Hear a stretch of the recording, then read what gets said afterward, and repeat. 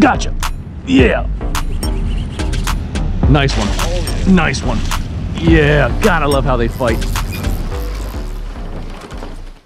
Hello there folks, and welcome to Kambotrout Fishing. So for today's video, I am fresh off my trip to Florida. And what I want to do is actually compare and contrast for you Bullseye Snakehead versus Northern Snakehead.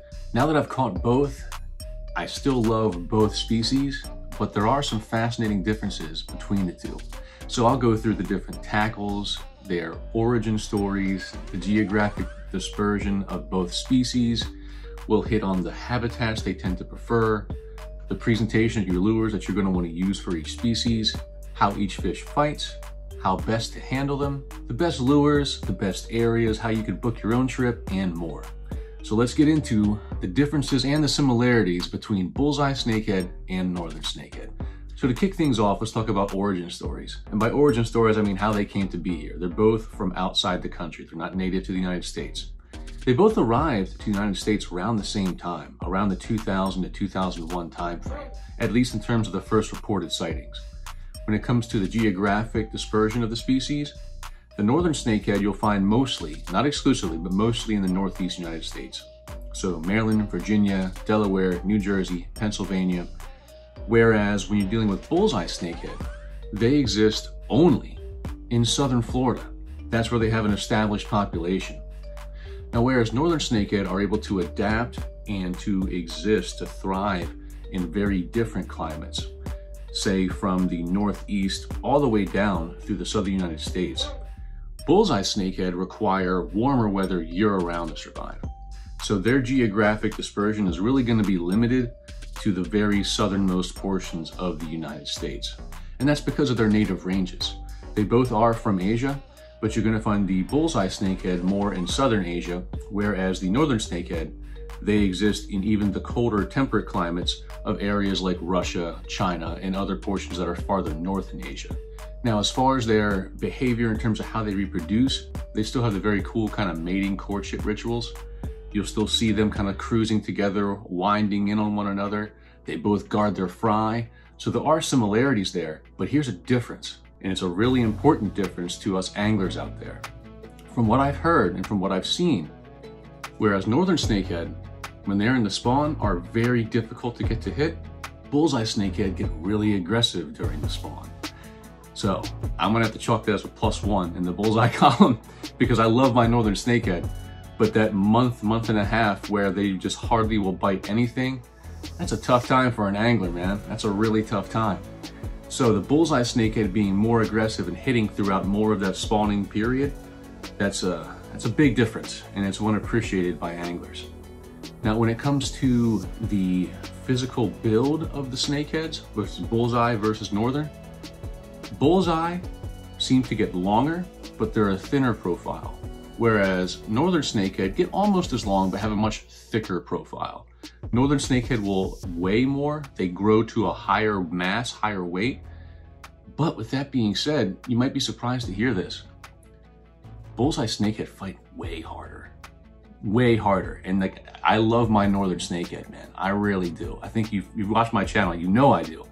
But I'm gonna tell you right now, Bullseye Snakehead never say die. A Bullseye Snakehead's fight compared to a Northern is like the difference between a smallmouth bass fight to a largemouth bass. It's a much harder fight, much more pulling. I would say they jump at almost the same amount, but the acrobatics of the Bullseye Snakehead are even more impressive, if you can believe that. It's a really, really, really wild fish. Now let's talk about the actual tackle that you're gonna need to chase both species. So with both species, I'm going with the very least, medium heavy rod. Now, I used my heavy frogging rod. That's a custom rod by Katie Lynn Custom Rods, and it served me extremely well, both down there in Florida and of course back here in the Northeast where I'm catching Northern Snakehead. But when it comes to the tackle you're going to use for these, at the very minimum, you are going to want a medium heavy rod, but I generally recommend you have a heavy strength rod, fast action. If you're frogging, for the line that you're going to use, you're going to want at least, I would say for Northern Snakehead, you probably want 30 to 50 pound braid. I know some guys who go higher, 60, but for the Bullseye Snakehead, you really want 40 to 60 or even 70 pound braid. And part of that is because of the areas they inhabit. I'll get into that a little bit later. But I'm gonna be honest again, the Bullseye Snakehead do pull harder. They really do. And during my trip down to Florida, I actually began using the Bangkok hooker knot. So that's something I'll have to cover in a video that's upcoming. But thanks to my teammate, Joe over there on the Legion of Anglers, he's the one who actually showed me how to tie the Bangkok hooker knot.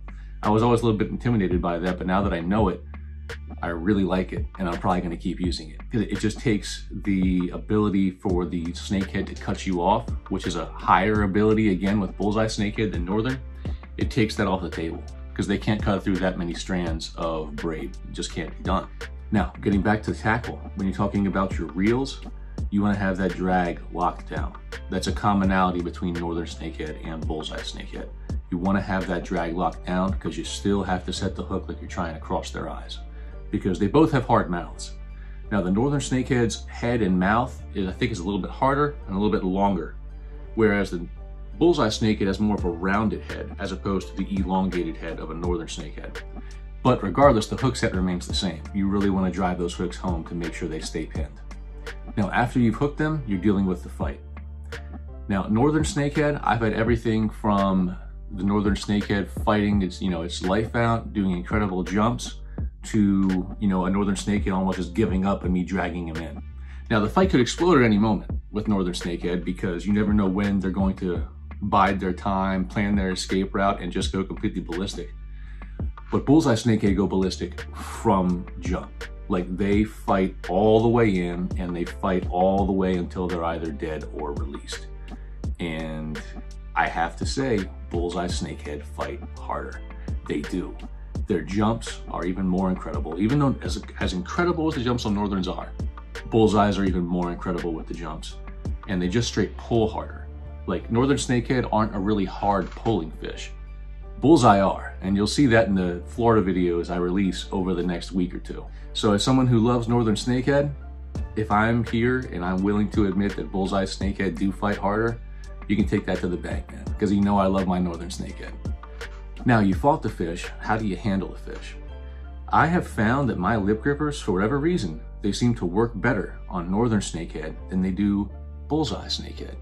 So if you have experience with both species, or especially if you have experience with the Bullseye, let me know in the comment section how the lip grippers have actually worked out for you. What I found from talking to my teammate Angel down in Florida is that a lot of guys down there don't really use lip grippers for Bullseye.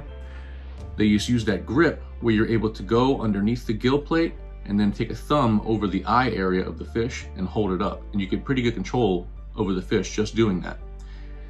And for Northern Snakehead, it's a little bit more dicey because it doesn't shut them down quite to the same extent that it seems to do for the Bullseye. And I've found that the gill rakers on a Northern Snakehead are much more easy to slip your fingers into, and they're super sharp, so you don't want to do that. It's much more easy to put your fingers in harm's way with those gill rakers than it is when you're holding a Bullseye. Now, both fish have to have maximum respect when you're handling them. In water, out of water, I don't care, because they're going to flip out at any moment and go completely ballistic, which is just one more reason why I love this species. They're such a challenge, they're such cool fish. But they both will go ballistic.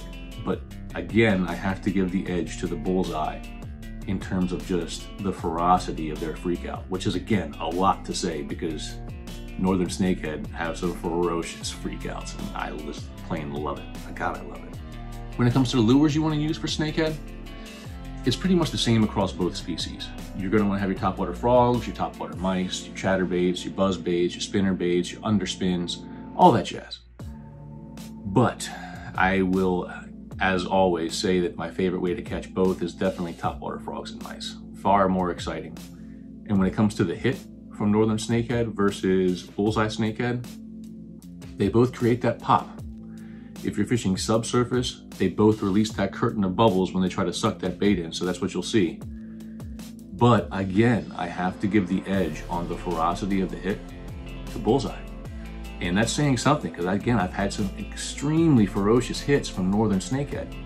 But whereas a Northern generally uses that pop almost exclusively, a Bullseye is like a combination of maybe like a bass hit and a snakehead hit, because they launch themselves. Maybe almost like, think of like a pickerel and then a huge pop to be included with that hit. That's kind of what it's like. And that brings us to the presentation of the lures. Whereas Northern Snakehead, I think you often have your best luck with a slower presentation, be it on top or subsurface. Bullseye Snakehead like it kind of fast. They really do like a fast presentation. And it makes it a really wild trip because with the areas they inhabit, let's get into that, the areas they inhabit. Northern Snakehead, generally speaking, I do find them on the shoreline and around structure. But whereas I'll find Northern Snakehead either on the shore, off the shore, in a giant pad field, you know, even sometimes in deeper channels, and by deeper I mean relatively, you know, 5, 6, 7, 8 feet, where they can be jigged up. Bullseye Snakehead, from my limited experience, they really seem to, by and large, exist right near the shoreline. Like, it got to the point where on a topwater bite, I would cast it just barely up onto the shore, bring it into the water for those bullseye hits. If I give it like 5, 6 twitches, at that point, I've traveled about 5 feet off the shore. That was the end of my cast, because I literally never, ever got any hits farther than that offshore, unless it was a subsurface presentation, and even those were rare. So the bullseye, from my limited experience down there, seemed to really, really like being closer to shore. Whereas Northerns, I found them in a few more areas that are farther offshore. It's just an interesting little quirk. And again, it's limited experience with me in bullseye, but that's what I've seen over my several days fishing for them, where I caught a lot of different fish. But if you know or have experienced something different, let me know in the comment section. Now, I like to release my snakehead. I love the species. I think they're an incredible resource, and I think they're just an admirable species, period. However, I also do harvest them, and from what I've heard, both are just completely excellent eating. Like, it really doesn't get any better than eating snakehead in terms of finding a fish that you really want to eat. So that's, again, a commonality between the two. But here's the last point. When it comes to booking your trip for Northern Snakehead or Bullseye Snakehead, I want to throw a few guides out there, and I'll leave links in the description in case you want to ring them up and set your trip up. So here in the Maryland area, there's 2 that I'll throw out there, and that's going to be Real All-American Fishing Ventures and Lowland Outfitters. Both of them are established Northern Snakehead guide services here in Maryland, and they will put you on the fish. If you're down in Florida, or if you want to go to Florida to catch Bullseye Snakehead, I can't recommend anyone better than Florida and Snakehead Bass Adventures. And that's ran by a guy named Corey Nowakowski. Sorry if I mispronounced your last name there, brother. But he, I believe, is the current IGFA record holder for Bullseye Snakehead. And I mean, he fishes bullseye day in, day out. He also fishes bass, clown knife, a lot of other species down there. But I don't think you could probably find a more knowledgeable guide for Bullseye Snakehead down there in Florida. Although my buddy Angel, my teammate Angel, might give him a run for his money. Now here's where it gets to the most contentious question.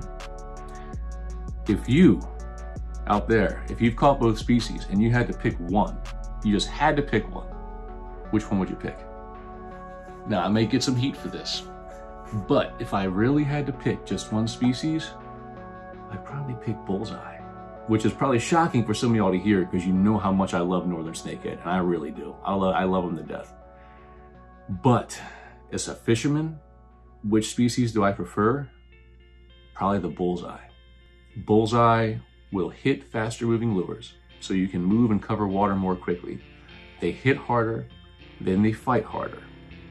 They're absolutely gorgeous fish as well.